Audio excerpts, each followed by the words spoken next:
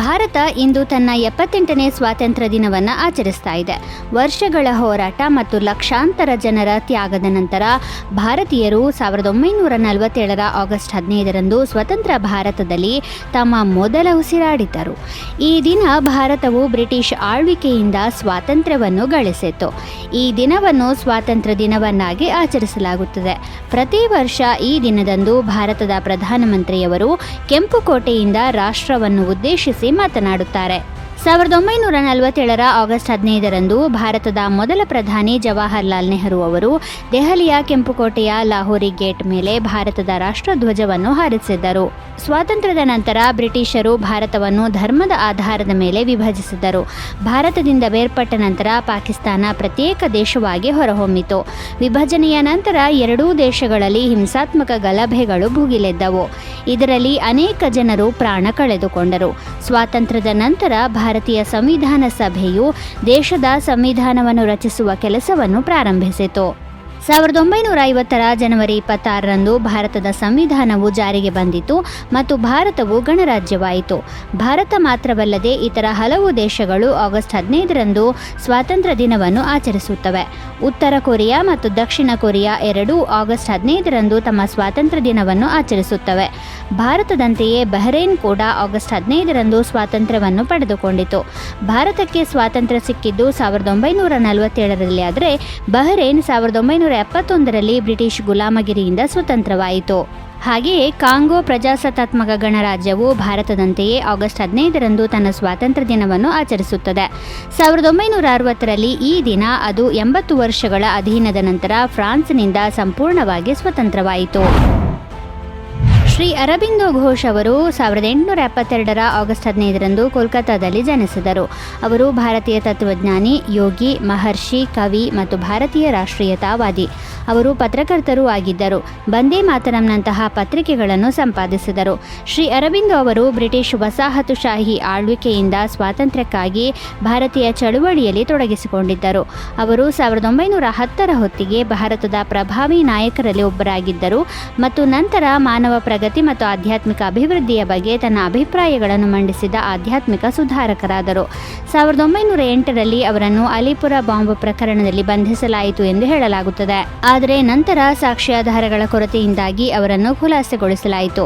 ಈ ಘಟನೆಯ ನಂತರ ಅವರು ರಾಜಕೀಯದಿಂದ ದೂರ ಉಳಿದು ಆಧ್ಯಾತ್ಮಿಕತೆಯತ್ತ ಹೊರಳಿದರು. 1910ರಲ್ಲಿ ಅವರು ಪುದುಚೇರಿಗೆ ತೆರಳಿದರು. ಅದು ಆಗ ಫ್ರೆಂಚ್ ವಸಾಹತು ಆಗಿತ್ತು. ಅಲ್ಲಿ ಅವರು ಆಧ್ಯಾತ್ಮ ಮತ್ತು ಯೋಗವನ್ನು ಅಭ್ಯಾಸ ಮಾಡಿದರು. ಅರಬಿಂದೋ ಘೋಷ್ ಅವರು ಅನೇಕ ಪ್ರಮುಖ ಪುಸ್ತಕಗಳು ಮತ್ತು ಲೇಖನಗಳನ್ನು ಬರೆದಿದ್ದಾರೆ. ಅವುಗಳಲ್ಲಿ ಪ್ರಮುಖವಾದವು ಲೈಫ್ ಡಿವೈನ್, ಸಾವಿತ್ರಿ ಮತ್ತು ಸಿಂಥೆಸಿಸ್ ಆಫ್ ಯೋಗ. ಅವರು ಭಾರತೀಯ ಸಂಸ್ಕೃತಿ, ಧರ್ಮ ಮತ್ತು ಯೋಗದ ಆಳವಾದ ನೋಟವನ್ನು ಪ್ರಸ್ತುತಪಡಿಸಿದರು. ಪುದುಚೇರಿಯಲ್ಲಿ ಅವರು ಶ್ರೀ ಅರಬಿಂದೋ ಆಶ್ರಮವನ್ನು ಸ್ಥಾಪಿಸಿದರು. ಇದು ಅವರ ಆಲೋಚನೆಗಳು ಮತ್ತು ಬೋಧನೆಗಳ ಕೇಂದ್ರವಾಗಿ ಕಾರ್ಯನಿರ್ವಹಿಸುತ್ತದೆ.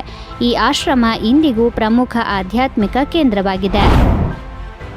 ಸರ್ದಾರ್ ಅಜಿತ್ ಸಿಂಗ್ ಅವರು 1947ರ ಆಗಸ್ಟ್ 15ರಂದು ಕೊನೆಯುಸಿರೆಳೆದರು. ಅವರು ಪ್ರಮುಖ ಭಾರತೀಯ ಸ್ವಾತಂತ್ರ್ಯ ಹೋರಾಟಗಾರ ಮತ್ತು ಕ್ರಾಂತಿಕಾರಿ ಭಗತ್ ಸಿಂಗ್ ಅವರ ಚಿಕ್ಕಪ್ಪ.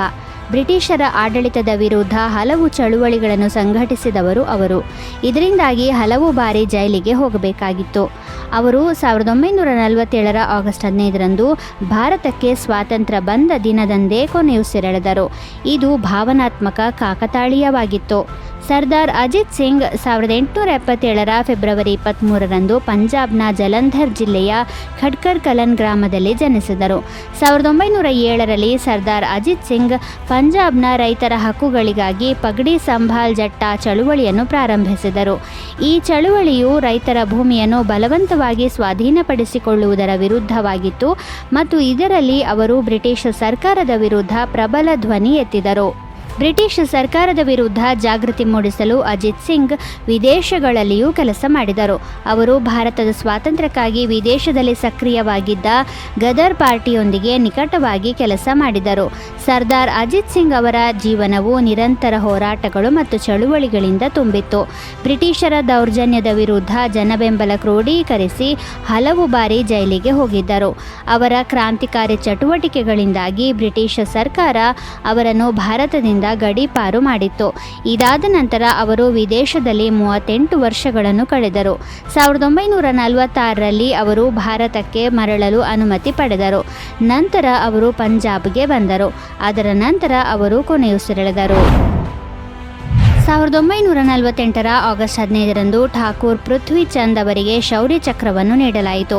ಭಾರತೀಯ ಸೇನೆಯಲ್ಲಿನ ಅವರ ಶೌರ್ಯ ಮತ್ತು ಧೈರ್ಯಕ್ಕಾಗಿ ಈ ಗೌರವವನ್ನು ಅವರಿಗೆ ನೀಡಲಾಗಿತ್ತು. ಶೌರ್ಯ ಚಕ್ರವು ಭಾರತದ ಶೌರ್ಯ ಪ್ರಶಸ್ತಿಯಾಗಿದ್ದು, ಶತ್ರುಗಳೊಂದಿಗಿನ ಮುಖಾಮುಖಿಯಲ್ಲಿ ಅಸಾಧಾರಣ ಧೈರ್ಯ ಮತ್ತು ಶೌರ್ಯವನ್ನು ಪ್ರದರ್ಶಿಸುವ ಸೈನಿಕರಿಗೆ ನೀಡಲಾಗುತ್ತದೆ. 1947-48ರ ಭಾರತ-ಪಾಕಿಸ್ತಾನ ಯುದ್ಧದ ಸಂದರ್ಭದಲ್ಲಿ ಕರ್ನಲ್ ಠಾಕೂರ್ ಪೃಥ್ವಿ ಚಂದ್ ಅವರು ಲಡಾಖ್ ರಕ್ಷಣೆಯಲ್ಲಿ ಪ್ರಮುಖ ಪಾತ್ರ ವಹಿಸಿದ್ದರು ಎಂದು ಹೇಳಲಾಗುತ್ತದೆ. ಅವರು ಲಡಾಖ್ನಲ್ಲಿ ಸಣ್ಣ ಸ್ವಯಂ ಸೇವಕ ಗುಂಪನ್ನು ಮುನ್ನಡೆಸಿದರು ಮತ್ತು ಪಾಕಿಸ್ತಾನಿ ಭಯೋತ್ಪಾದಕರನ್ನು ತಡೆಯುವಲ್ಲಿ ಯಶಸ್ವಿಯಾಗಿದ್ದರು. ಅವರ ಸೋದರ ಸಂಬಂಧಿ ಮೇಜರ್ ಕುಶಾಲ್ ಚಂದ್ ಮತ್ತು ಅವರ ಚಿಕ್ಕಪ್ಪ ಸುಬೇದಾರ್ ಭೀಮ್ ಚಂದ್ ಕೂಡ ಅವರೊಂದಿಗೆ ಇದ್ದರು.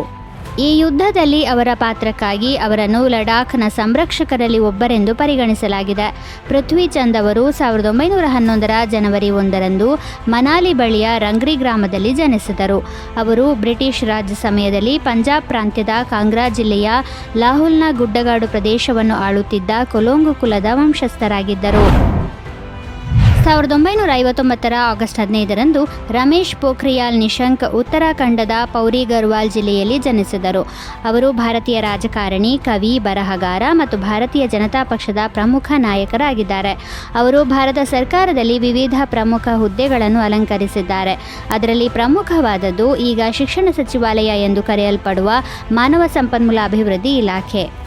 ರಮೇಶ್ ಪೋಖ್ರಿಯಾಲ್ ಅವರು ಸರಸ್ವತಿ ಶಿಶು ಮಂದಿರದಲ್ಲಿ ಶಿಕ್ಷಕರಾಗಿ ತಮ್ಮ ವೃತ್ತಿ ಜೀವನವನ್ನು ಪ್ರಾರಂಭಿಸಿದರು. 1991ರಲ್ಲಿ ಪೋಖ್ರಿಯಾಲ್ ಅವರು ಅವಿಭಜಿತ ಉತ್ತರ ಪ್ರದೇಶದ ಕರ್ಣಪ್ರಯಾಗ ಕ್ಷೇತ್ರದಿಂದ 5 ಬಾರಿ ಕಾಂಗ್ರೆಸ್ ಶಾಸಕರನ್ನು ಸೋಲಿಸಿದರು ಮತ್ತು ಉತ್ತರ ಪ್ರದೇಶ ವಿಧಾನಸಭೆಯ ಸದಸ್ಯರಾದರು. 1993 ಮತ್ತು 1996ರಲ್ಲಿ ಕರ್ಣಪ್ರಯಾಗ ಕ್ಷೇತ್ರದಿಂದ ಮರು ಆಯ್ಕೆಯಾದರು. 1997ರಲ್ಲಿ ಅವರು ಉತ್ತರಾಂಚಲ ಅಭಿವೃದ್ಧಿ ಸಚಿವರಾಗಿ ನೇಮಕಗೊಂಡರು. ರಮೇಶ್ ಪೋಖ್ರಿಯಾಲ್ ಅವರು 2009ರಿಂದ 2011ರವರೆಗೆ ಉತ್ತರಾಖಂಡದ ಮುಖ್ಯಮಂತ್ರಿಯಾಗಿದ್ದರು. 1991ರಿಂದ 2012ರವರೆಗೆ ಅವರು ಸತತ 5 ಅವಧಿಗೆ ಉತ್ತರ ಪ್ರದೇಶ ಮತ್ತು ಉತ್ತರಾಖಂಡದ ಶಾಸಕರಾಗಿದ್ದರು. 2014ರಲ್ಲಿ ಹರಿದ್ವಾರ ಕ್ಷೇತ್ರದಿಂದ ಆಯ್ಕೆಯಾಗಿದ್ದರು. 2019ರಲ್ಲಿ ಅವರು ನರೇಂದ್ರ ಮೋದಿ ಸರ್ಕಾರದಲ್ಲಿ ಶಿಕ್ಷಣ ಸಚಿವರಾಗಿ ನೇಮಕಗೊಂಡರು. ಅವರ ಅಧಿಕಾರಾವಧಿಯಲ್ಲಿ ಶಿಕ್ಷಣ ನೀತಿಯಲ್ಲಿ ಅನೇಕ ಪ್ರಮುಖ ಬದಲಾವಣೆಗಳನ್ನು ಮಾಡಲಾಯಿತು. ಅದರಲ್ಲಿ ಹೊಸ ಶಿಕ್ಷಣ ನೀತಿ 2020ರ ಘೋಷಣೆಯು ಪ್ರಮುಖವಾದದ್ದಾಗಿದೆ.